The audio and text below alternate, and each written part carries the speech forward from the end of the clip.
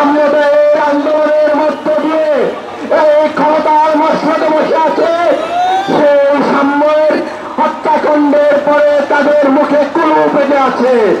July August গণঅভ্যুত্থানের গগনপ্রাচী কণ্ঠে রাজপথকে যে প্রকম্পিত করেছিল, এই খুনি ফ্যাসিস্ট হাসিনা পতন আন্দোলনের সম্মুখ সারির যোদ্ধা শাহরিয়ার আলম সাম্যের খুনিকে আজও গ্রেপ্তার করতে পারেনি এই অন্তর্বর্তীকালীন সরকারের প্রশাসন।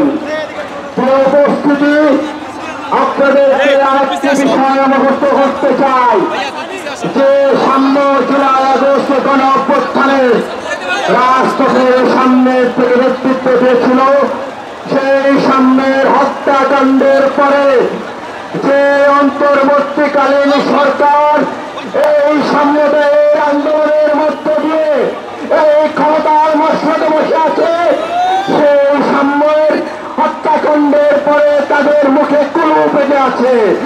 তারা কেউ কোনো প্রতিবাদ করছে না।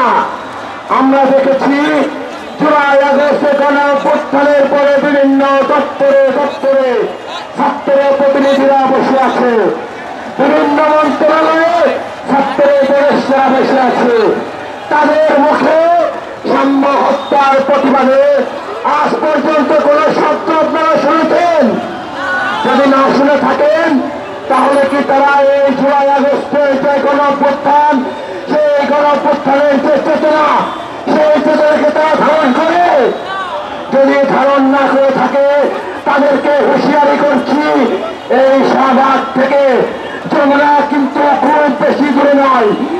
বাংলাদেশের জাতীয়তাবাদী ছাত্র দল এই শাহবাগ থেকে হুঁশিয়ারি করছে, আপনারা যদি অতি দ্রুত সময়ের মধ্যে সামনে হত্যাকাণ্ডে যারা জড়িত তাদেরকে গ্রেপ্তার করে আইনের আওতায় নিয়ে আসতে না পারেন, আমরা কিন্তু কোথায় যাব?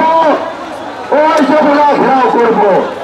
যমুনা ঘেরাওয়ের মধ্য দিয়ে এই অন্তর্বর্তীকালীন সরকারের যে ব্যর্থতা, তাদের ব্যর্থতার দায় নিয়ে তাদেরকে এই চেয়ার থেকে নামাতে আমাদের বাংলাদেশ জাতীয়তাবাদী ছাত্র দলের নেতা কর্মীদের কিন্তু খুব বেশি সময় লাগবে না।